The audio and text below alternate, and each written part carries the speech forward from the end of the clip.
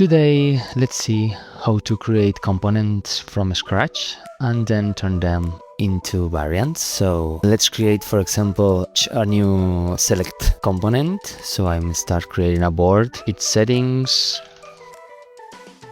Also, I'm going to select my color token, background secondary, and I'm going to add flux layout settings, 8 of gap, 32 the same radius as padding, add a new text, and I'm going to use from my assets library a new icon, for example this chevron down, change its color to color text secondary. So now I'm going to turn it into a component. Right clicking, you can create component or using the shortcut Ctrl K. Now it is available from our library. I can reuse it, and also you can see that if I change, for example, the color of the background, it will propagate the properties for its copies. So I'm going to generate new variants for the component. To do that, again, double click and create variant, and here I have by default a new property.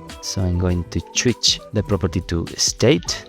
This is going to be the hover state, and this is the normal state. So I'm going to change the color token background. So this is my hover state, and also you can add or create variants using name convention for a component. For example, I'm going to duplicate this component, detach it.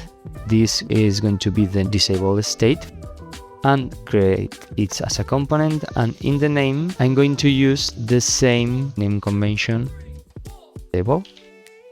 And if I add it to my variant container, as you can see, now the state is disabled as I name it, and here I have the normal, the hover, and the disable. If I use a copy of this select, I can change between hover and disable. We have other way to create new components and variants. Doing this manually is fine for few components, new ones, but it's terrible when you need to automate or you need speed, and this is where the Penpot MCP comes in. Instead of building everything by hand, you describe what you want, something like create new component variants based on the existing input component, ensuring full consistency with the current design system. So I want to expand this new component with new component variants, like a new drop-down select, new email input, etc. Let's see what it generates. Okay, so here's the result.